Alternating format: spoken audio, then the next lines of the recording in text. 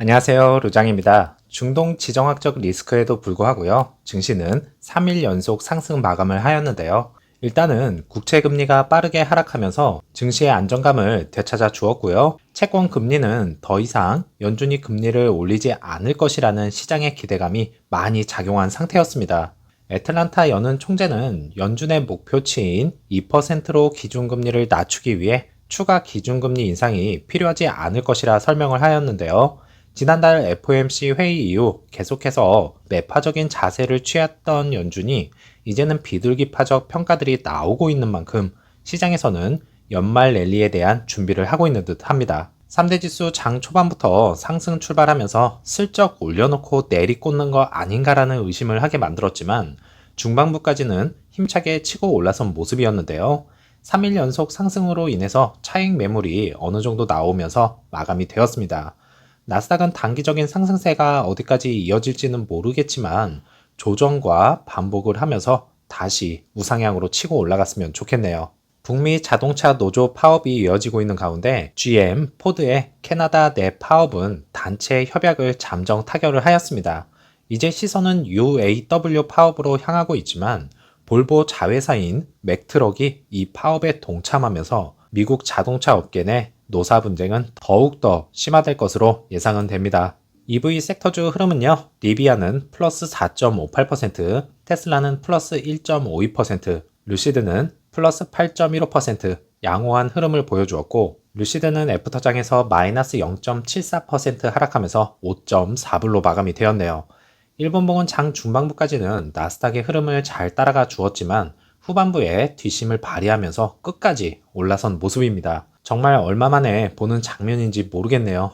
오더플로우는 라지 스케일과 더불어 전체적으로 매수가 약간 더 많은 것을 확인할 수가 있었습니다. 자, 오랜만에 8% 상승으로 인해서 일단은 한 곱이 넘긴 것이 5일선 위로 올라섰고요. 이 삼각형 구간에서 더 이상 하락하지 않았다는 점이 긍정적으로 받아들여질 수 있겠네요. 하지만 루시드 종목이 변동성이 크다는 것이 남아있기 때문에 아직은 크게 환호하지 않겠습니다. 이번에는 정말 잘 버텨봅시다. 루시드 측에서 다시 한번 OTA 소프트웨어 업데이트를 진행 중에 있는데요. 이번 버전은 2.1.26 버전으로 차량 뒷좌석 자동 제어 및 제어 기능이 개선이 되었다고 하네요. 루시드 측에서 그리고 오너분들이 원하는 드림 드라이브 프로 3단계 과연 언제쯤 실현 가능할 것인지가 또 하나의 과제를 안고 있습니다. 차량에서는 퓨어 모델이라는 가격 경쟁에 참여할 수 있는 차량을 내놓았는데요. 이제는 소프트웨어 측면에서도 다른 기업보다는 너무 뒤처진다라는 것을 씻어내려면 이번 그래비티 공개를 통해서 빠르게 업그레이드가 되어야 할 것입니다. 다시 한번 도로에서 보이는 루시드 그래비티 차량 마지막 최종 양산까지 열심히 테스트 중인 것으로 보이네요. 미국 뉴저지에 있는 파라무스에서 다시 한번 팝업 스튜디오를 통해 루시드 에어가 잠재적인 고객과 홍보 그리고 판매를 위해서 달려갑니다.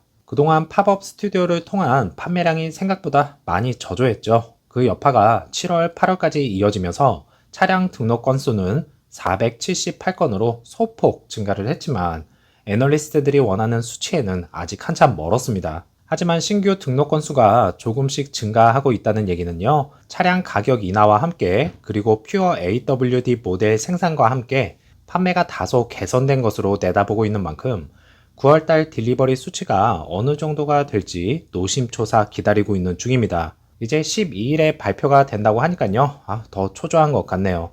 가까운 미래에 루시드 에어는 10월에 출시된 두 가지 버전 차량이 있죠. 퓨어 RWD와 사파이어 모델. 사파이어는 지난 주말부터 딜리버리가 시작이 되었는데요.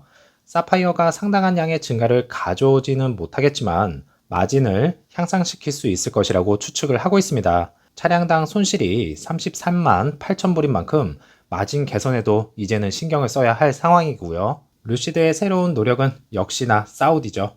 이것이 전 세계적으로 생산과 판매를 확대하는데 실질적으로 도움이 될지는 시간만이 말해줄 것이라 이렇게 말을 하면서 역시나 롱텀으로 지켜봐야 한다는 것입니다.